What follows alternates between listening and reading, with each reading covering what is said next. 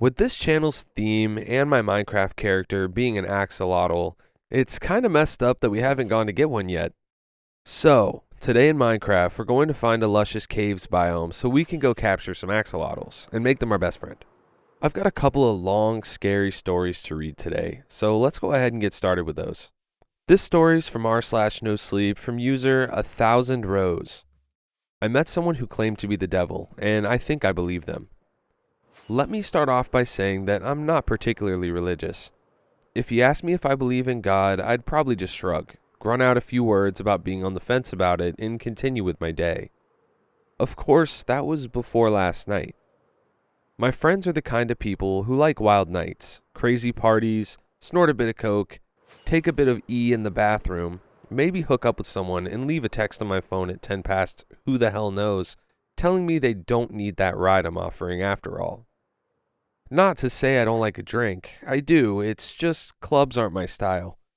Lying low in a pub somewhere, drink in hand, listening to the TV drone on whatever channel some scruffy guy in the background barked out for, I guess that's my idea of fun. So, when my friends tell me they want to go out for a night on the town, I say sure. I hang on for the first club, buy a non-alcoholic beer in case my car is required, and try to pretend that I'm having fun. By the time I see them grinding on girls and on guys, when they strike up a conversation with someone who definitely might be a dealer, well, I decide my services are no longer needed. We aren't too far out. The night tube is on beck and call, and I can always find my car the next day. That's when I wander out of the club, look for something a little more rustic. Not that that's hard to find, not at all. I found myself in a bit of a state inside a bar called the Ragged Feather. Wasn't a fan of the name all that much, but the drinks were cheap, and the largest demographic seemed to be middle-aged men watching reruns of football. I tried to pretend I hadn't just staggered out of a club with my ears ringing. I slicked my hair back, slipped my phone into my hand, and wandered over to the bar. I took a double shot of whiskey and drank it in one hit. Just because I wasn't at the club didn't mean I couldn't have a good time. I hung at the bar a while on my own, scrolled through my phone pretending I was doing something far more impressive than I really was. I kept an ear out for the guys on the sofas. They'd get vocal every now and then. I think the football was just running highlights, but they were incredibly dedicated to their teams. I got another whiskey and bled into the background. Of course, stragglers from clubs are commonplace. It wasn't long until some scantily dressed woman staggered in, laughing, chuckling, pointing for where they wanted to sit. I saw a guy walk in with his friend slung over his shoulder. Catatonic, most likely. He threw his friend onto one of the leather sofas ingrained with beer and smokes and demanded 2 pints of water and all the peanuts the bar had in stock. The bartenders seemed bitterly amused. Some of the girls were taking selfies, Snapchatting their friends who were still at the club. They were ordering shots, gearing themselves up for the next leg of their night. A couple blokes wandered in with curries in takeout trays. I saw someone eat a Big Mac on the outside seating through the window. This was a night for the young and inebriated, and my mind was just dulled enough by the whiskey to enjoy the characters I could watch peaceably without interacting with. That is, until someone slipped into the seat next to me. Do I look like a girl with daddy issues? She was of average height, although that wasn't apparent immediately due to the fact that she was leaning her arms heavily against the bar. She was slim, with short and astoundingly bright red hair. It framed her round face, a face that was marred with smudged eyeshadow, smudged lipstick.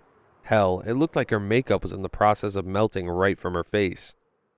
There was a chip knotted into a curl in her hair, just by her forehead. The drunk side of me was actually tempted to pick it out. The girl was clearly drunk, and as I looked around the bar, I couldn't quite place where she had come from. She didn't belong to the crowd of selfie takers. She wasn't with the catatonic guys. I hoped for her safety that she wasn't with the middle-aged men. I tried to look out the window to see if maybe a group was missing one inebriated, bright-haired girl, but I couldn't. The window had fogged up. Too much heat inside, not enough outside. "Are you okay?" I asked her. She pointed her finger at me. "Answer my question," she slurred. I wasn't really sure what to say. I settled on staring at her awkwardly, trying to answer her with the bemused expression on my face. The girl's lips curled into a drunken smile. She snorted, placing a hand over her mouth to smother her laughter. It only really aided the deconstruction of her lipstick. I do, she said, pushing herself up a little against the bar. Have daddy issues, I mean. In case that wasn't obvious. She gestured to herself, to the mussed clothing that must have looked quite spectacular when she left home that evening, to the stains that looked a lot like old food, the sticky residue on her neck and shoulders that was quite obviously a thrown drink. What happened? I asked her. Her hair had curled around her neck, I realized. It was sticky with that same substance. She was a wreck. I got in a couple of fights, no big deal, she said, shrugging. Didn't start any, of course. No, I don't do that. But my father... Your dad did this to you? She smiled brightly. In a way. Do you need me to call someone? I already had my phone in my hand. The girl looked like she was probably in her early 20s, but that didn't mean she couldn't have been suffering from some kind of paternal abuse. The only number I knew off the bat was Childline, which wasn't quite appropriate. The police? Jesus, was I going to have to deal with the cops tonight? While my friends were snorting coke not 2 doors down? The girl pushed my hand down firmly. She was already shaking her head. No, she told me. I don't want you to call anyone. Now her expression changed. It wasn't the attempted sultry look I'd seen on many girls of her state. It was open and wide and engaging. She wanted something from me, and I felt compelled to give it to her. I want something else. What do you want? I asked her. To tell you a story, the girl said, before glancing to the bar, and for you to buy me a drink. The universe is a pain sometimes, and I'm afraid I think I might have lost my wallet. I laughed. I didn't know this girl. Didn't know where she'd come from at all. My nights were generally about getting comfortably wasted and making sure my friends weren't dead in a ditch by the end of it all. I was used to getting hit on every now and then, but even as I was sat on that bar stool with a drink in my hand, I knew that this wasn't what this was. This girl had no intention of getting into my pants. All she wanted was to talk. I guess I was okay with that. What's your poison? I asked her. Her lips quirked. Appletini. The bar offered a very limited cocktail menu, but by some miracle, I was able to order her an appletini from the list. I ordered a cider to go with it, suddenly a little too aware of where this night could go. I'd unthinkingly supplied this liquored-up stranger with even more alcohol, and she had clearly had a rough night. A part of my old instinct came back, the same instinct that had me texting my friends every few hours to make sure that they hadn't wandered off to somewhere dangerous beyond the club. With no one but the bartender aware of our existence on these stools, I realized that I was suddenly responsible for this very drunk stranger. The girl coddled her drink, running her finger delicately over the rim of the muggy martini glass. This takes me back, the girl said amiably. She looked at me suddenly, her green eyes startling. You know what this was called originally? She smirked before I could answer. An Adam's apple martini. I snorted. Yeah, I think I've heard that before. Of course, it wasn't actually an apple, she continued, eyes moving back to her glass. The text translated that part wrongly, mostly because you people don't have a word for it anymore. The fruit was incredibly exotic, and, to be honest, it doesn't exist in this realm of existence. Only Eden, she laughed dreamily, and Eden's long gone. That would that's scary. Like, who says that? I stared at her. Are you okay? I was more honest than last time I'd asked her. Mostly because I was beginning to feel a little dread creep into my stomach. Of course, the girl said, grinning widely. Why do you keep asking? I mean, I stuttered. No, don't take this the wrong way or anything, but you look... Like someone poured their drink over me? The girl asked. Like someone else threw their kebab on my dress and another unpleasant chap littered me with his fish and chips? That I've been hit, slapped around, and left in the gutter for rats to find me? She held my eyes for an incredibly long time before her face broke out into a grin. Yeah, something like that. Why would they do that? I asked. Why wouldn't they? The girl shot back. People aren't that great, and alcohol makes them worse. She shrugged. Sometimes makes them better. Nicer, a little looser in the sack, but mostly just annoying and a little smelly. I looked at her. I watched her knock back her drink. She exuded the intelligence to know just how ironic her words were, but she was neither caring nor apologetic about them. The girl looked at me again. You bought me a drink. Now you can listen to my story. I nodded wordlessly. She smiled, pointing at the bartender and then at her drink. The bartender was already making her another. Eden, the girl said, reiterating her earlier babble as though the words had only just come out of her mouth.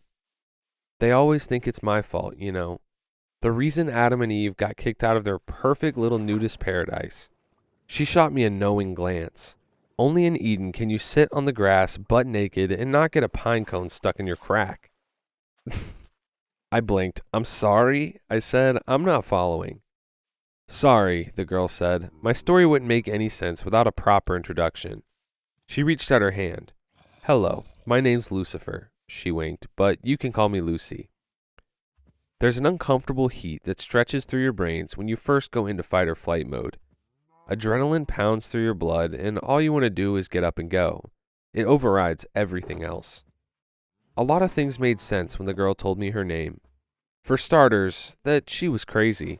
She had to be. She looked like she'd been attacked on 4 separate occasions in one night, and up until that moment, I hadn't known how that could be possible. Behind the melty makeup and dirty clothes, she was rather attractive, and her attitude hadn't come off as catty or rude. If she'd been going around telling people she was the devil, though, that gets a reaction out of people. I suddenly felt myself looking at her wrist, down towards her ankles. Did she have some kind of cuff on me from one of those mental institutions? Had she broke out of the hospital after a nasty bump on the head? Was any of this even happening at all? I really would have to call the cops. I know what you're thinking, the girl, Lucy, said. You're thinking that I'm crazy, that you need to get out of here. Maybe you even think I'm aggressive. Are you? I asked her. Would I be here with you, drinking apple teenies if I were? She asked, fluttering her eyelashes. Would you look the way you do if you weren't? I shot back. She grinned, toasting her new glass. Touché. Unthinkingly, I clinked my cider against it. Then I frowned. She chuckled, leaning closer. Let's have a little wager, she said. Let me tell you my story, and if you believe me when I'm done, you can't go about trying to get me locked away somewhere. I stared at her. If I ended up believing you, then why would I do that? She smirked, sipping her drink. You'd be surprised what people do when they believe you're the devil. And you do this often? I asked. Tell people you're Satan? She snorted into her drink. Not as often as I should, but it's been a rough day and a hell of a long lifetime. I'd like to have a chat if that's all right with you. I waved to the bartender for another whiskey.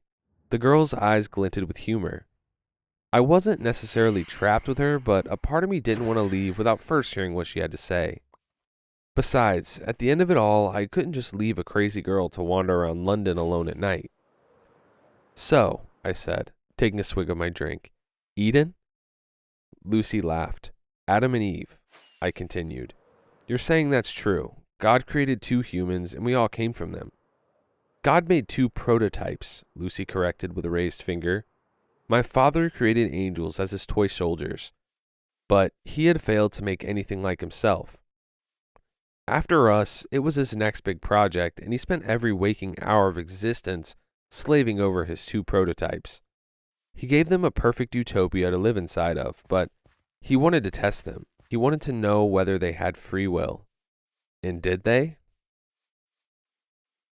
No, my father could never bring himself to go that far. Lucy's face soured. He tempted them with the idea of knowledge beyond their understanding and told them exactly what they could do to claim it as their own. But to be able to create a being that could go against his law? Oh, my father is a very controlling being. He was afraid to unleash that ability unto them. Lucy was very adamant in her delusions. That was clear to me. She spoke about her father with such distaste that I began to feel bad for her. Only someone who had been hurt very badly would have the gall to spite God himself. And what? I asked her, entertaining her delusion. You were the one that tempted them in the garden? The devil has been a girl this whole time. She smiled. I dabble.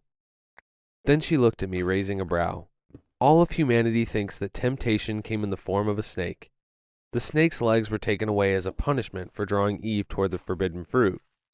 She laughed, a hard and short sound. Snakes never had legs, and it was not a sin to tempt those poor prototypes into doing what they want to do.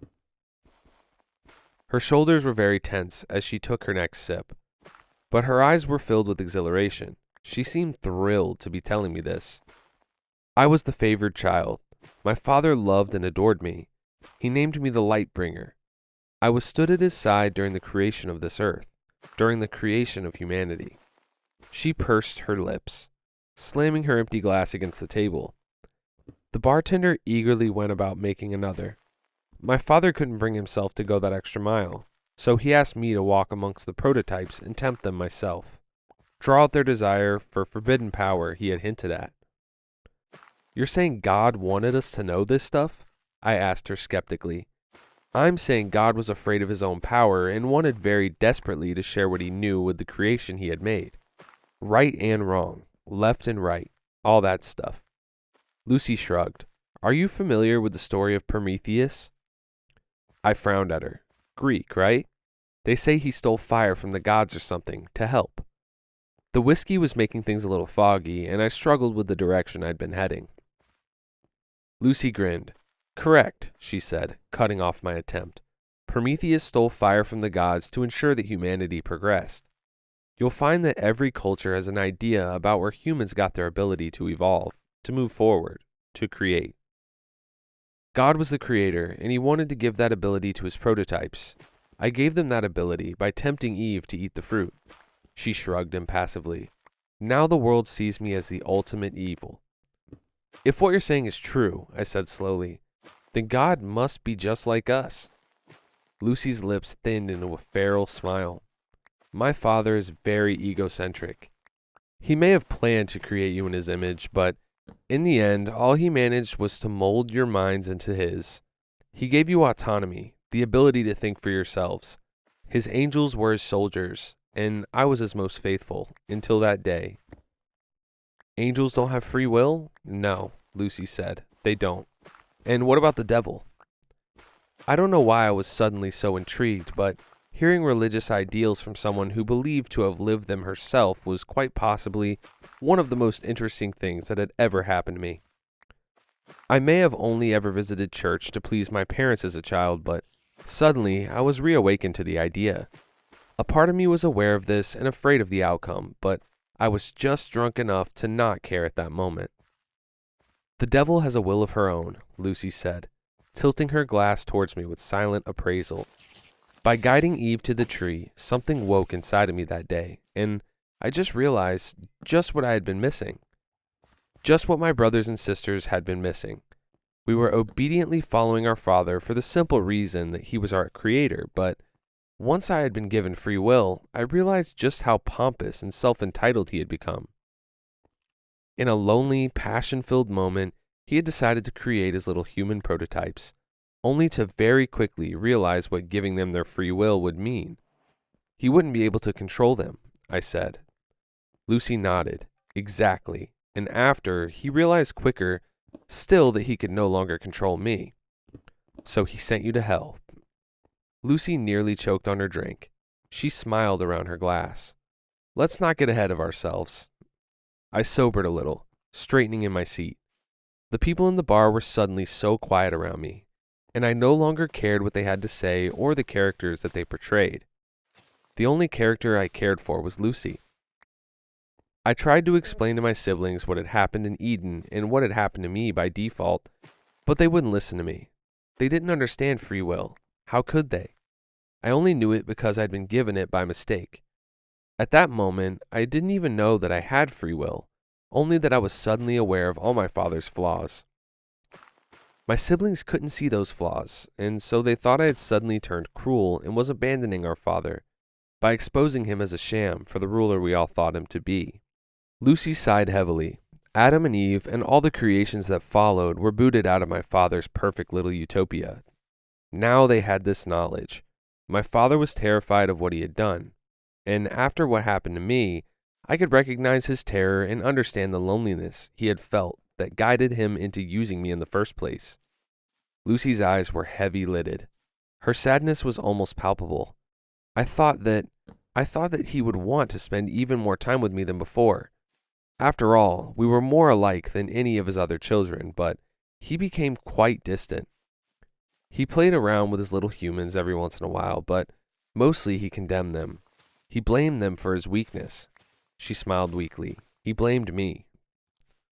Lucy's story was turning more and more into that of a child with a distant, somewhat abusive father. I had known many kids with a background like hers, and now I was beginning to fear just how much of her story was rooted in truth. I'd heard that it was easier to sink into fantasy when you had been abused, and I wondered if that was the reason for her story, for her desperation to share it with me, a complete and total stranger. I respected her wager.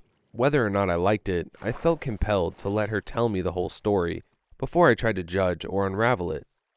I sat quietly, letting her come around as she played with the last of her drink. It became clear, Lucy said after a long moment's pause, that I no longer belonged where I was. I couldn't follow my father's plan because I could see that he no longer had one. My siblings refused to see reason, and so, eventually, I was met by many of them, headed by my father. He told me all that I feared. He told me that I no longer belonged where I was. I wasn't an angel anymore. I was no longer his light bringer, his Lucifer. I was a mutation of his will, and so he extracted me from grace, and I fell.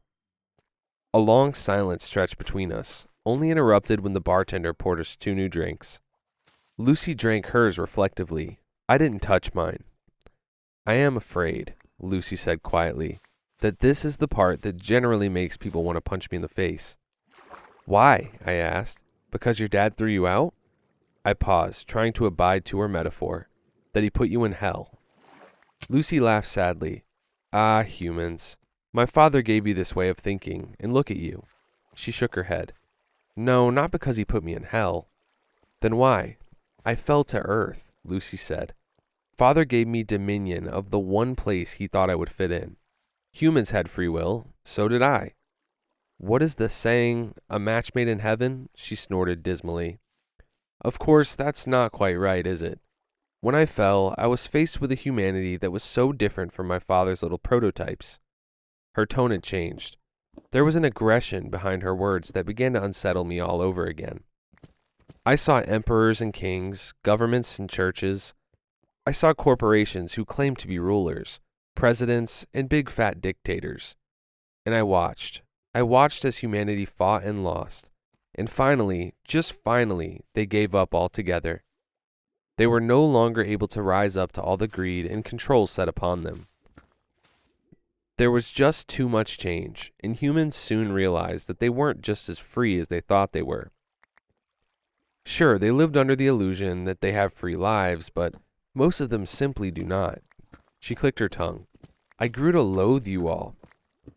Then she took another hit of her drink. I can see what you mean, I said, allowing my gaze, for the first time since meeting her, to graze over the other individuals in the bar. At the girls playing with their phones, the boys trying desperately to sober up, the men enraptured with their game of football on the telly. We all led very different lives, and we were all here to get drunk, to lose ourselves in entertainment. It hadn't been the first time that I'd wondered why we were hiding from doing this. And I knew then that I wasn't the only person to think it.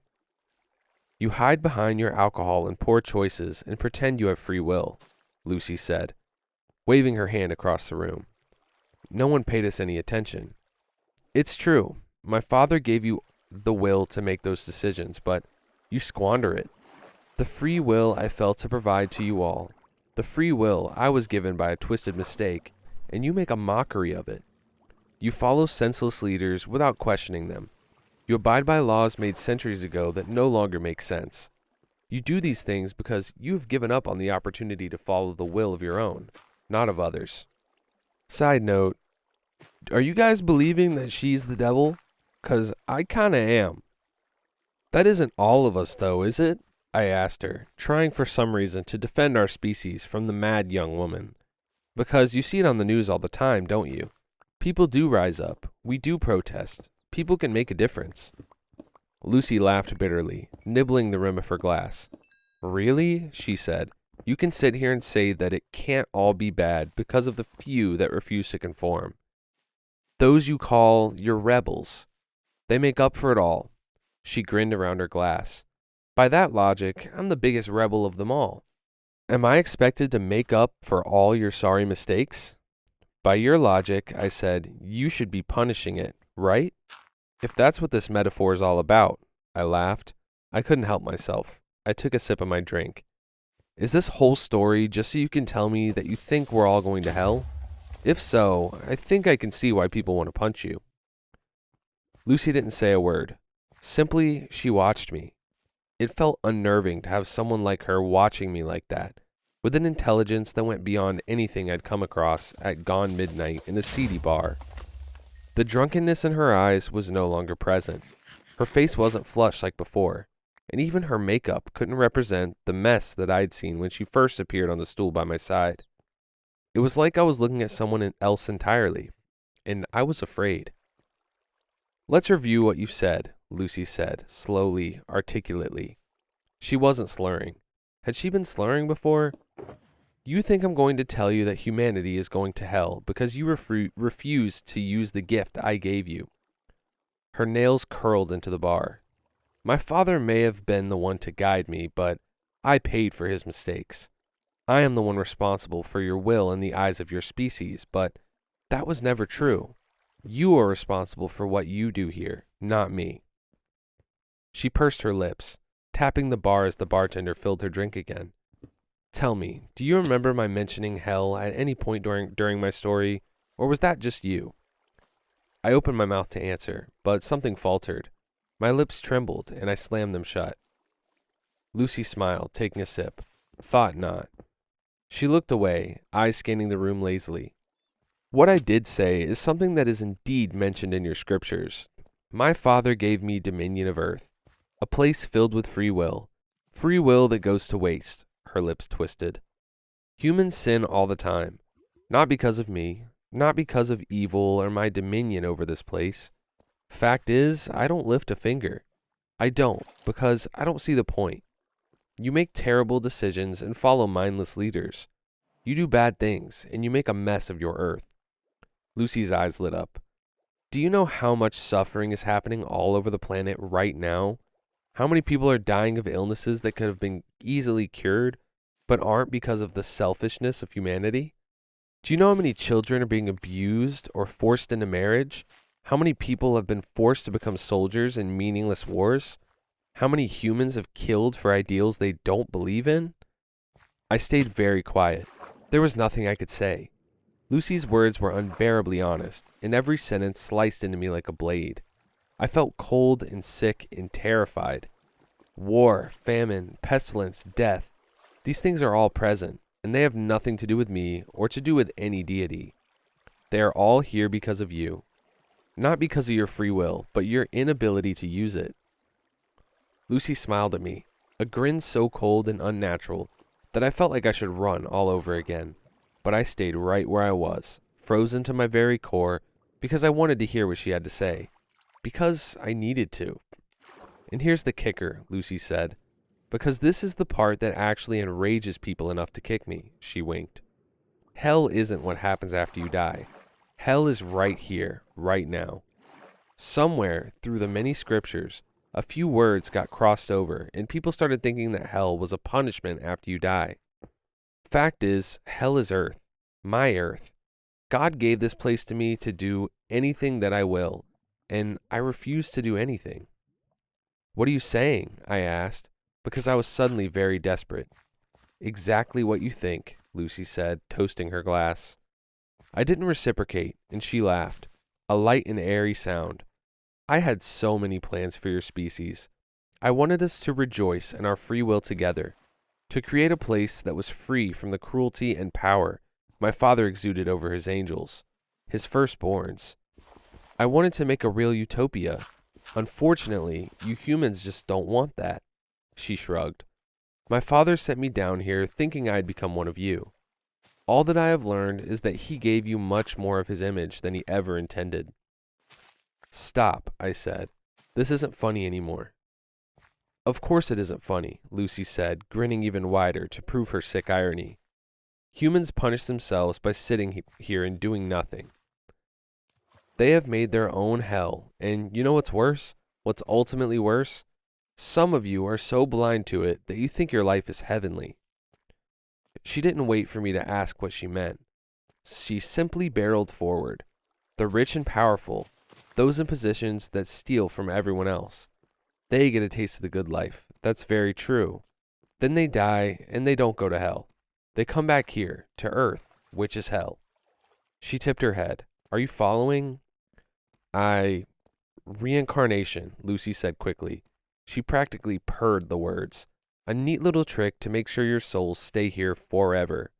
You get a taste of the good life every once in a while, a handful of you at a time, and that's enough for you to believe that this is some kind of a real middle ground, that you aren't living hell every day. Then you die. You die for a moment, and then you're in the body of someone facing the realities of hell. But of course, you never remember the time you spent in a better life. A part of you just has that inkling to hope. That's all. Hope makes you think that it can all get better." She slammed her drink so hard against the counter that it shattered. I didn't do anything, not even when flecks of glass littered my hands. I could only stare at her, a tightness in my chest constricting my very soul. No one else in this bar mattered in this moment, but of course, that was what she had been saying this whole time, hadn't she? None of them even noticed the scene. They were caught up in their own realities, their own hells. The bartender didn't clean the mess. The glass lay there, remnants of Lucy's words lying in a stolid mass on the streaked wooden surface. "It never gets better," Lucy spat. "You're stuck in a loop, and until you do something about it, you will never be free. None of you. And I won't do a thing to stop it." "How?" I asked. I don't know when I started seeing the girl in front of me as more than a girl, but with a weakness threatening to pull me apart, I stared at the bright-haired thing in front of me, and I saw something more than a human in her early 20s. I saw more than a girl suffering abuse from her father. I saw a fallen angel.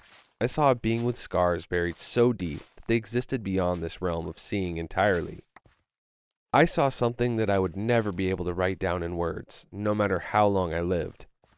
"How do we change this?" I begged. But Lucy didn't answer me. I didn't blame her for that. Blame gets thrown around so often, and I knew then that she was sick of that, sick of being blamed for our mistakes.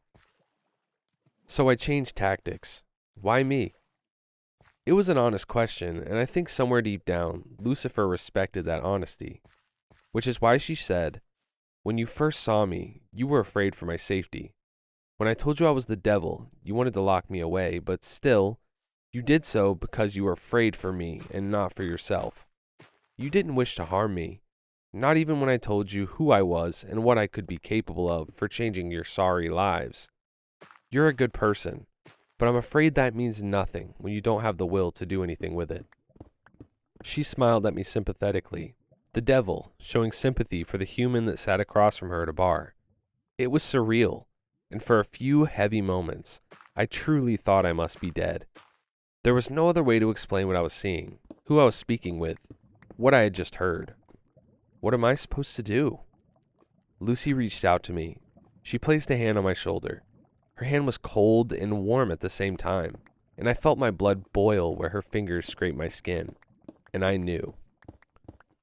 Sharing a story like this isn't easy. Hell, it might be the hardest thing I've ever done. Good thing there's no such thing as hell then, right? The fact of the matter is simple. The world is a mess because we refuse to change anything. The devil herself walks among us, and she desperately wants to make our lives better, but she won't. She won't because we won't. We have to prove our will to her before she is willing to do anything herself. We have to be good to each other and to help us all to be free. Of course, Lucifer told me one last thing before she left that bar. One thing that will stick with me until this body is nothing but rot in the dirt. You can tell as many people as you want, but take a good look at me. I've told 5 other humans this night the same things I've told you, and this was their reaction. They've hurt me, burned me, thrown their food and drinks at me. Humans are afraid of their free will, and they find it so much easier to hurt than to own up for their own inadequacies. You will only be free when you stop seeing yourself in the same way my father sees himself. So that's what I'll leave you with. Lucifer won her wager that night, and I let her walk out the door. And I beg you to do the same. If the devil approaches you one night, listen to what she has to say. And listen to what I have been able to tell you of our meeting. The devil is real, and she doesn't want to torture us. No, we do that just fine on our own. Oh my gosh, that was an insane story. Like, what do you even do in that situation? I feel like you have no choice, but just our curiosity gets us, and we're going to sit there and hear this person out. I know I definitely would, because, gosh, it's hard to even fathom.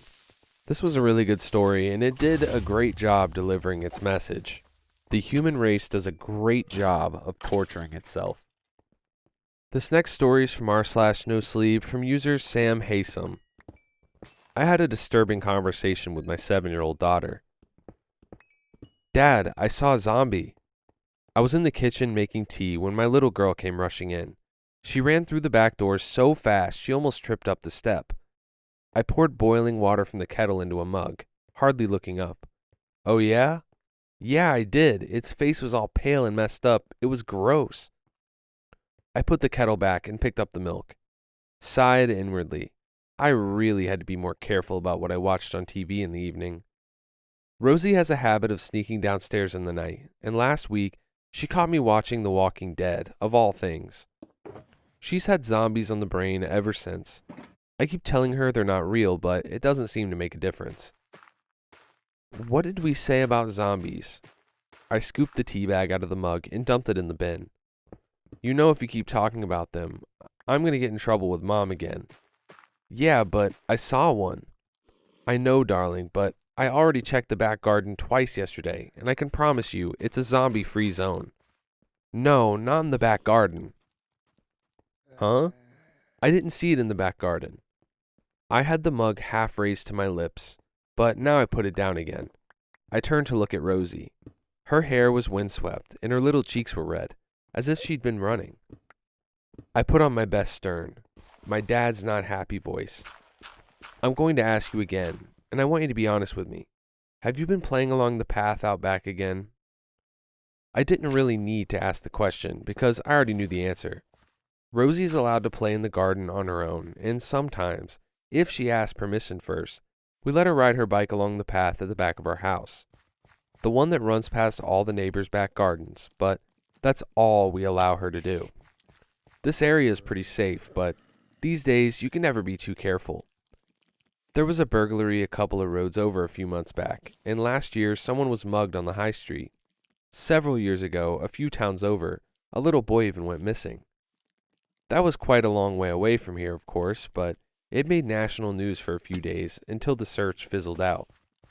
And it made a lot of parents more cautious. Rosie's getting older now, and she's an adventurous girl, but still, you have to have boundaries. And on a few occasions lately, Rosie's been crossing those boundaries, riding her bike further than she should, not coming in straight away when we call her, sneaking out the back gate when she's only meant to be playing in the garden. As I watched Rosie now, I noticed her face growing redder. She looked away from me, down at the kitchen floor, and scuffed her feet. Dad, I only went a little way down, she said. I promise. I was chatting to Mr. Henderson because I saw him in his back garden. I said hello and made him jump. I sighed. So there it was. Mr. Henderson was Rosie's zombie. Yesterday it was the postman, and the day before that it was a different neighbor. I took a sip of tea and shook my head. Mr. Henderson was, in fairness, a better candidate than others. The guy lives on his own, and he looks about 100 years old.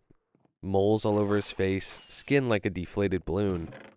Whenever we'd chatted over the garden fence before, though, he always seemed nice enough.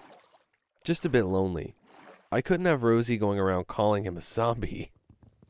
Listen to me, sweetheart. I know you didn't go far or anything, but I don't want you to. I came right back after, too, Dad, Rosie interrupted. She was staring up at me now, blue eyes large and pleading. I promise, and I even said no when Mr. Henderson offered me an ice cream, because I know you don't like me taking stuff from strangers. I opened my mouth to respond, then paused. He offered you ice cream? Yeah, but I said no. Mr. Henderson really wanted me to come in and have one, but I told him I had to get home, and then I came straight back here to tell you I'd seen a zombie, and Rosie was babbling now, her voice whirring like a motor, but I'd stopped listening. My mind was still stuck on something she said a moment before. Mr. Henderson really wanted me to come in and have one. I took another sip of tea and frowned. That wasn't good. I didn't mind the neighbors chatting to my little girl, but I didn't like the thought of them inviting her in, not without us there.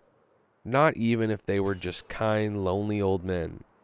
I made up my mind to go round and visit Mr. Henderson later, and to tell him that myself, kindly of course, but firmly.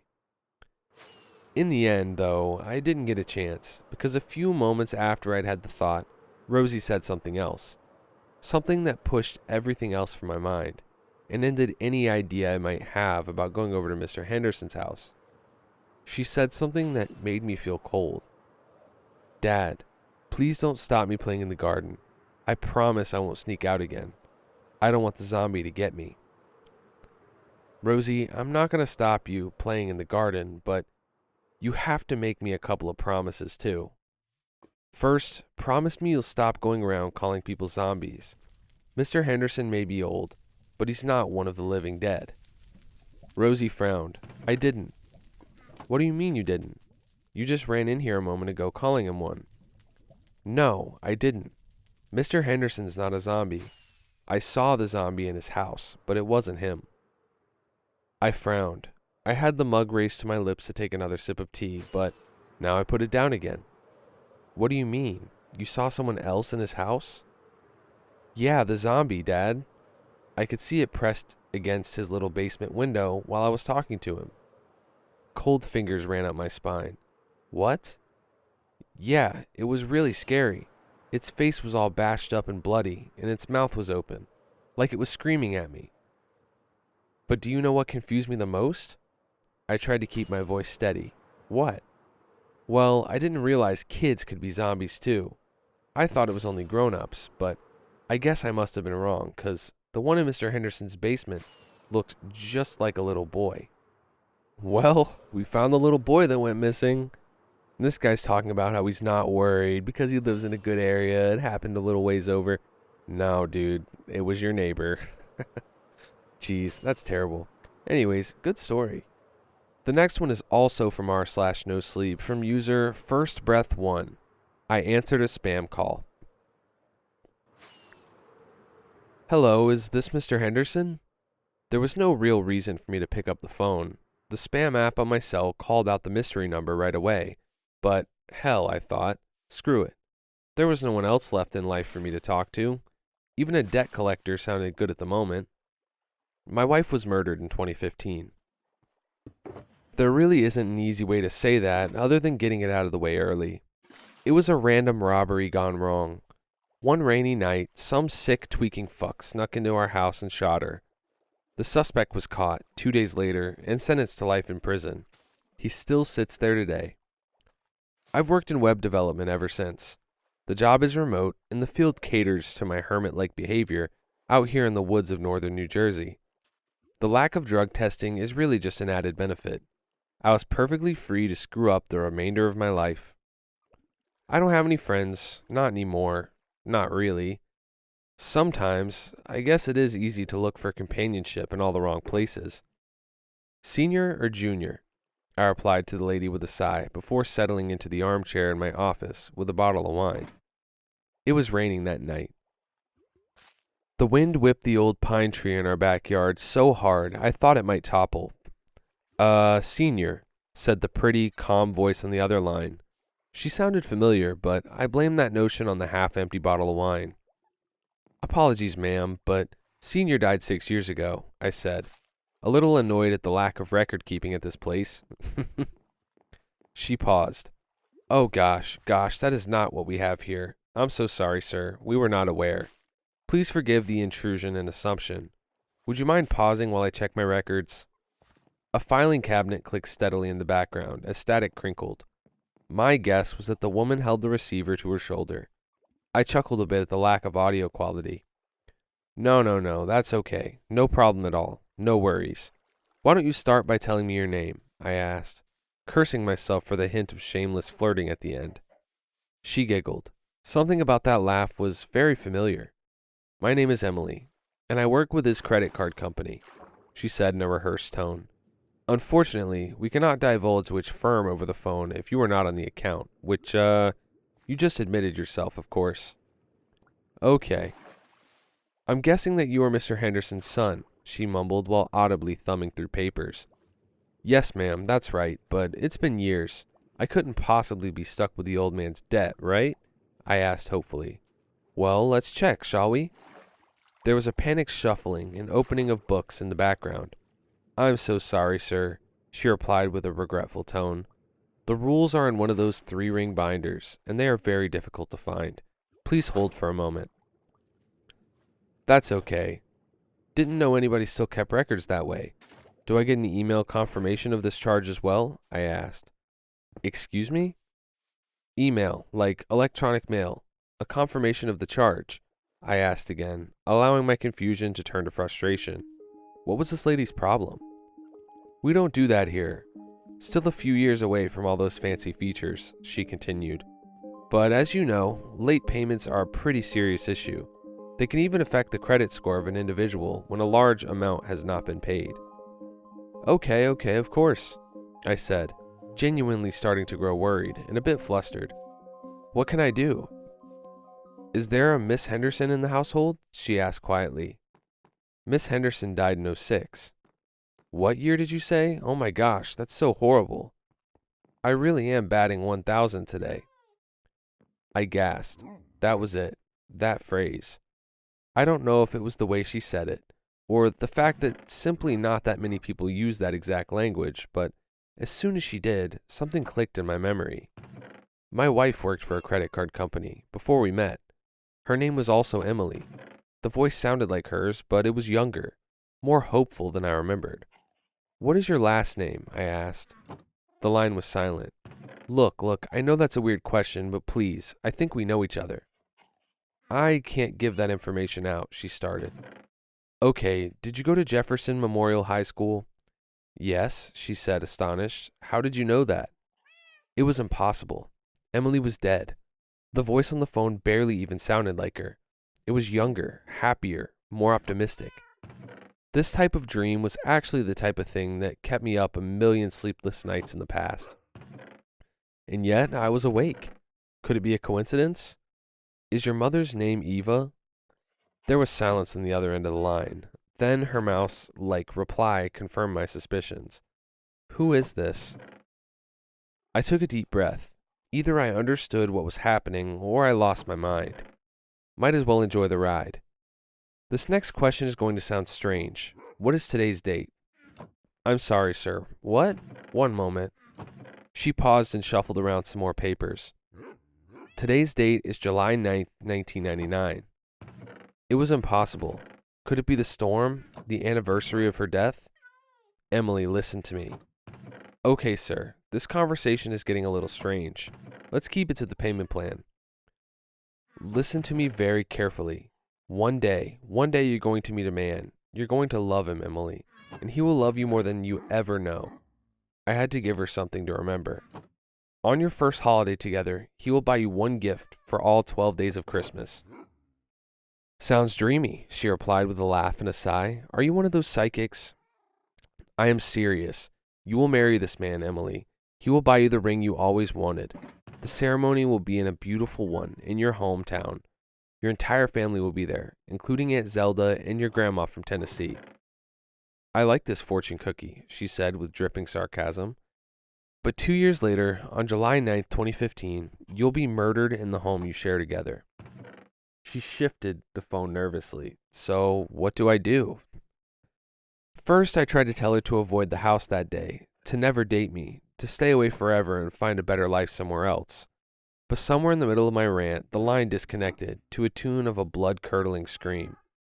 I called back to find a non-working number. She never answered again. I fell asleep listening to the thunder rolling through the sky. The scream from that night repeated from time to time, while flashes of her body on the floor occasionally invaded my mind. I never questioned the call. I never asked why. Maybe it was God. Maybe it was just time. But yesterday morning, when I woke up, Emily was by my side. Yeah, that's one of those stories that'll keep you up at night. It really does sound like a nightmare. Honestly, maybe he was dreaming. This next story is from r/no-sleep from user Worcester_ST. I've been flying for almost 30 hours, and the flight attendants won't stop crying.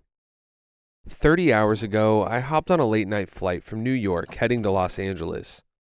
After boarding, I saw that I had an entire row to myself. Takeoff passed without incident, and soon I was stretched out for a nap across the row.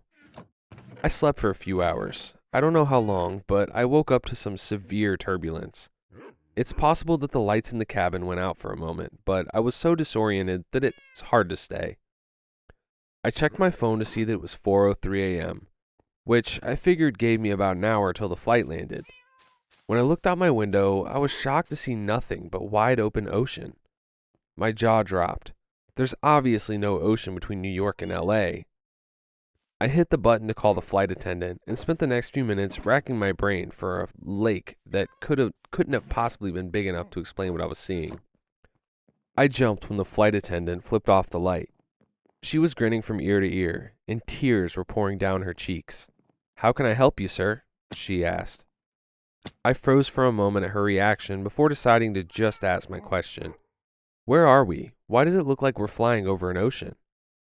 She wiped her cheeks to clear the tears, still grinning widely. "Sir, we'll be landing in about an hour." Okay, thank you," I said. After she left, I checked the clock on my phone again. 4:03 a.m. blinked back at me. It hadn't changed. I had to have been waiting with my call light on for at least 5 minutes. How was it possible that it hadn't changed at all? I opened up my laptop too, and saw it displayed 4:03 a.m. I pulled out my phone, started a stopwatch in the app, and spent the next 2 hours looking back and forth between the clocks, waiting for them to change. They never did. I tapped the shoulder of an older woman sitting in the row ahead of me. She looked back, an annoyed expression across her face. "Yes?" she asked. "Do you know how long until we land?" I asked. She narrowed her eyes. That flight attendant said it would be about another hour. I shook my head in confusion. That flight attendant? We talked almost 2 hours ago. We should have landed already. She stared at me as if I was crazy. I was going to continue trying to convince her, but I felt a hand on my shoulder. I spun to see a male flight attendant grinning down at me, tears pinging off his cheeks onto my shoulder. "Sir, I'm going to ask you to calm down, or I'll be calling the captain." I told him that wouldn't be necessary and sat back. He removed his hand and stepped away. The flight attendants continued to stop by every few hours offering meals. My stopwatch continued to tick up and is now telling me that I've been on this plane for more than 30 hours. I've explored all of coach and tried talking to some of the other passengers, but they've all told me that they're expecting to land in an hour or so. Around 3 hours ago, I tried getting into first class. I made it past the curtain, but was escorted back by 2 grinning flight attendants. Their grip on my arms were like iron. "Sir, the seatbelt light is on," one said. "Please remain in your seat with your buckle fastened. We'll be landing in about an hour." I'd just about given up hope when a woman came down the aisle dressed in a business suit. She didn't look at me or slow down, but she dropped a piece of paper onto my tray as she made her way to the bathrooms on the back of the plane. I shot a look around before unrolling it. It said, "Are you stuck too?" I pulled out a pen and wrote, "Yes, it's been 30 hours." I folded the scrap of paper up and set it on the tray closest to the aisle. She left the bathroom and picked it up as she passed. It's been 20 minutes since then. I don't know why, but I don't think the flight attendants would like it if they knew we were talking. It doesn't matter. I have to do something. I'll update you all with whatever happens next. Alright, I already really don't like flying as is. So this situation I don't know what I'd do. I'm opening the emergency door.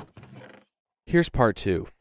A few hours after the businesswoman picked up her piece of paper with my message, she came back down the aisle and sat in the seat beside me. She bent over trying to stay low. "So you're stuck too?" she asked. I kept my voice low. "Yeah, my name's Jack, by the way. I'd say nice to meet you, but..." She nodded. "I'm Mary. You're wrong. Getting your message was by far the best thing about the past day. I spent the past day and a half thinking I was alone in this." She paused for a moment, looking up the aisle. When she spoke again, her voice was a whisper. "So, Jack, you have any theories on what the hell's going on?" I considered lying, but decided the truth was for the best. "I think we might be dead." I'm sorry, that's funny. I mean, what other conclusion do you get to on that? Mary shook her head. "Maybe if it were just me or just you. If this was some cosmic train to hell, why would there be two of us who realize what's going on?" "No idea." Mary pulled out her phone and handed it to me. It displayed the Wikipedia article for Flight MH370, the airline that disappeared in 2014. I read through the article carefully. There were dozens of theories trying to explain what happened. They ranged from hypoxia to suicide to aliens. "Doesn't tell us much," I said. "Not much other than that this may have happened before," she said. "How about you? Any theories as to why anyone else can't see what's going on?" We talked it over and realized one thing we had in common was that we were both fast asleep at 4:03 a.m. There's no way we were the only ones asleep at that time, though. Maybe everyone else was just napping. I don't know about you, but I was well and truly asleep. The cabin lights flicked off, and a dozen red emergency lights in the floor flicked on, casting the cabin in a red glow. The intercom crackled to life, saying, "Passengers, please return to your seats. The seatbelt sign is fastened, and we may experience some turbulence. We'll be landing in about an hour." Mary froze. "Should I go back?" she asked. "Maybe they won't notice if you're gone. But maybe they already know, and they're just trying to separate us." Mary nodded. "We should stay together. That's a better idea." The intercom crackled again.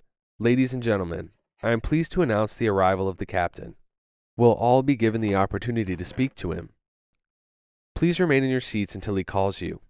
If you need assistance, don't worry. A flight attendant will happily help you on your way." Sounds of passengers getting to their feet echoed from further up in the plane. We sat in silence, trying to get a look through the curtains separating us from first class. "The captain?" I asked. "No idea, but it didn't sound like they were talking about a pilot to me, did they?" "Nope." That's when a pungent sulfur smell hit us, so strong that I had to resist the urge to gag. It reminded me of the worst rotting eggs I'd ever smelt in my life. But the old woman sitting ahead of us didn't react. She just kept watching a movie on the back of her seat. "Don't cough," I said to Mary. We fought it for a few long seconds before giving in, coughing hard and violently. A second later, the curtain opened. Mary and I froze, staring down the now red fuselage.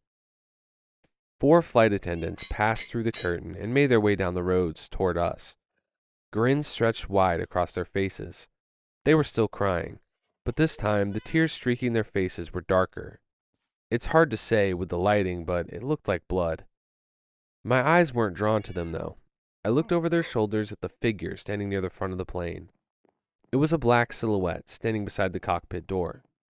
It was at least 8 feet tall and pointing towards us with a single finger. It had called us. "The bathrooms," I shouted. We ran towards the back of the plane, the flight attendants closing in behind us. Blood dripped from their grinning cheeks onto the carpet of the plane. "The captain is here," he said in a perfect customer service voice. His grin widened as he moved towards us. We made it to the bathrooms, jumping into opposite sides. I slammed the door shut and locked it, pressing my feet against the folding center part of the door to keep it closed. They began banging on the door and pulling at the handle while I fought to keep it closed. "I'm sorry, but you'll both need to speak with the captain," one of the flight attendants said. "Jack!" Mary screamed. "Jack, help!" A distinct snapping sound like breaking metal came from her bathroom. She continued to scream as the sounds of struggle migrated up towards the front of the plane, towards the black figure I'd seen. I'd like to say I jumped out and fought them, that I distracted them, or did something heroic. I didn't. She was carried away, and a few short seconds later, her screaming was cut off. That was a few hours ago, and I'm still locked inside this bathroom. I keep trying not to think of what they've done to her. The thing at the front of the plane didn't seem human. I hope it didn't kill her. Not after she was shouting for my help like that. I couldn't take it. I haven't heard any movement outside in a few hours, but I'm terrified to open the door. I'm far from the seat outlet, so my phone's almost dead, and I haven't eaten in way too long. If I go out there, will the flight attendants remember? What is that thing? Is it still waiting for people? I don't have much time to make a decision, but I'll update you all here with what happens next. Here's part 3. After another dozen hours or so, I opened the bathroom door. The lights in the cabin were back to normal, and I couldn't smell any sulfur. I cautiously made my way back to my seat and almost cried when the grinning, crying flight attendant came by offering a meal. That crappy airline food was the most delicious thing I'd ever eaten. When I'd finished, my mind immediately turned to Mary. What had happened to her? I crept down the aisle towards first class, trying to keep a low profile. Surprisingly, the flight attendants were nowhere to be seen. They almost seemed to ignore me, almost as if they wanted me to find her. She had a row to herself and was staring down at her phone in the window seat. I slid into the aisle and shook her arm. "Mary," I hissed. She pulled out her headphones and stared at me with a surprised expression. "Yeah, what's going on?" "Are you okay?" I asked. "What did that thing do to you? What did they do to you?" "I'm sorry. Remind me how I know you." "What do you mean? I realized with sinking horror that she had no idea who I was. I fought back tears. "Mary, how long have you been on this flight?" She checked the watch on her wrist. "Well, it's 4:03 a.m., so a few hours at least." She stared at me the same way you'd look at a person claiming they were the second coming of Christ. Her tone was low and reassuring. "Hey, don't worry so much. Look at the bright side. We'll be landing in about an hour." I felt an iron grip on my arm and looked up to see 2 flight attendants. "Sir, this area is for first-class passengers only." They were still crying and grinning, but just with tears this time. I could still see streaks of blood staining the front of their uniforms, though. I was escorted back to my seat where I spent the next several days. Attendants continued to stop by with food. I would use the bathroom and soon was going absolutely crazy with the monotony. In retrospect, those few days weren't so bad. There's a lot of content on the internet after all, even with crappy plane Wi-Fi. No, it didn't get really bad until around 10 days later when the Wi-Fi failed. It was sometime a week later that I almost lost control and began screaming for a flight attendant. They didn't come for several minutes, but eventually one did. Just let me see the captain," I asked. The flight attendant bent low and spoke with that same customer service voice. "I'm sorry, sir. The captain has made his decision regarding you quite clear. You didn't answer his call, and will, therefore, wait." "How long?" "Quite a while, I'm afraid.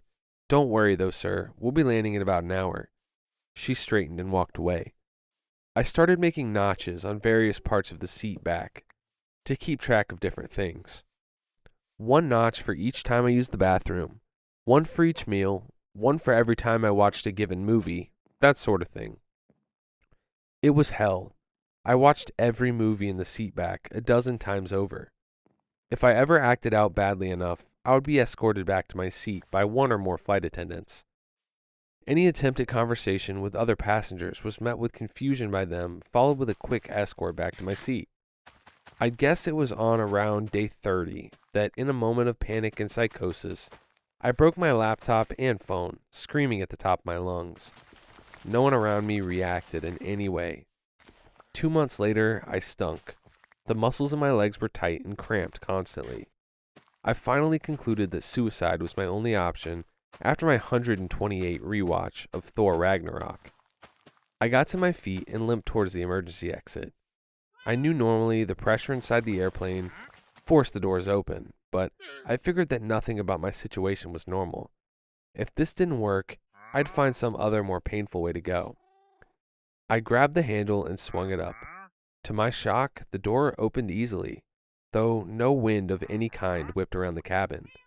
It remained the standard, slightly too cold temperature that it had been for the past who knew how long. The open door called me, a black portal out of the plane. I stared at it for a long moment, almost too long. An attendant's hand grabbed my shoulder, pulling me away. In a fit of anger and strength that surprised me, I wrenched away and jumped out of the plane. The wind whipping past my face was almost magical, a new sensation after so many months of the same. The ocean below me grew closer and larger, and I realized that suddenly I didn't want to die after all. It grew larger and larger and larger, until it seemed that all I could see was darkness and waves. I impacted the surface of the water so fast and hard that my entire body jerked around in the seat. I pulled my hand back, sucking at my bruised knuckle. I had hit it on the seat in front of me. "No," I whispered, then shouted. A flight attendant ran down the aisle, kneeling beside me. "Are you okay, sir?" I clenched my hands into fists, almost swinging at her, but then I realized. She wasn't grinning. She wasn't crying. To be honest, she looked a little scared of me. I reached my right hand down to my pocket where I could feel my now unbroken phone. 4:04 a.m. "Sir, if you can calm down, we'll be landing in about an hour." My mouth tasted like ash. "Thank you," I managed. "I will." I stared unblinkingly at my phone. It now displayed 4:05 a.m. Then I looked out my window and began to cry at the sight of city lights below me. We did land in about an hour. I can't even begin to explain why or how, but I'm currently sitting in an airport cafe typing this out. I'm free, I'm out, and I'm never going flying again. Maybe this one was like a really bad dream too, but this dream lasted like months? So I don't know. I don't even have an explanation for this one, but it was a really good one. That writer is very talented. Anyways, that's all the Minecraft and Reddit stories I have for you today. If you enjoyed the video, drop a like and subscribe. If you didn't, I don't know what to tell you. Thanks for watching.